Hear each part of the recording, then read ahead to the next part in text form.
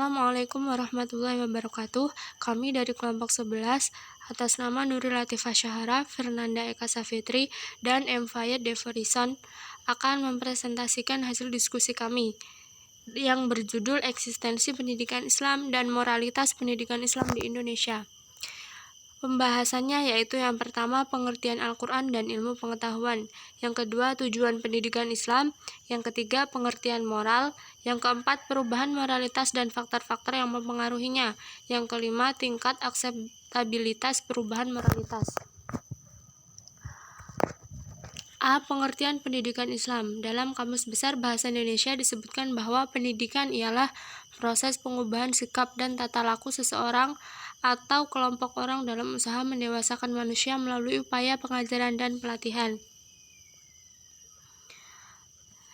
Jadi penulis menyimpulkan bahwa pendidikan Islam suatu proses penyiapan generasi muda untuk menjalankan kehidupan dan memenuhi tujuan hidupnya secara lebih efektif dan efisien. Yang B. Tujuan pendidikan Islam.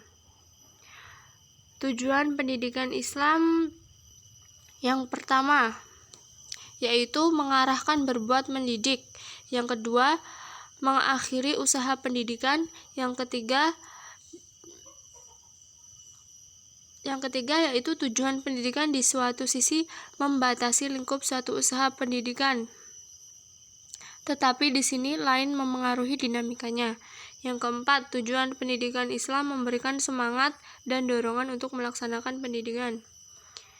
Yang kelima, dari pengertian-pengertian tujuan pendidikan Islam yang dikemukakan oleh para pakar pendidikan tersebut di atas, dapatlah penulis mengambil kesimpulan sesuai dengan ruang lingkup pembahasan skripsi ini, bahwa pendidikan Islam berupaya menciptakan sumber daya manusia yang berkualitas, tidak hanya pada aspek kognitif, tetapi juga pada aspek afektif dan psikomotorik.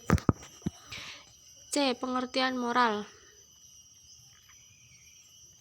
Ada beberapa istilah yang sering digunakan secara bergantian untuk menunjukkan maksud yang sama. Istilah moral, akhlak, karakter, etika, budi pekerti, dan susila. Dalam Kamus Besar Bahasa Indonesia, moral diartikan sebagai keadaan baik dan buruk yang diterima secara umum mengenai perbuatan, sikap, kewajiban, budi pekerti, dan susila.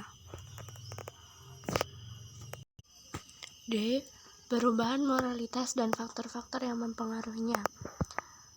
Yang pertama, setiap manusia dalam hidupnya pasti mengalami perubahan atau perkembangan, baik perubahan yang bersifat nyata atau yang menyangkut perubahan fisik, maupun perubahan yang bersifat abstrak atau perubahan yang berhubungan dengan aspek psikologis. Yang kedua, menurut beberapa ahli pendidikan, perubahan manusia atau yang lebih spesifik mengenai pembentukan moral dipengaruhi oleh faktor internal dan eksternal.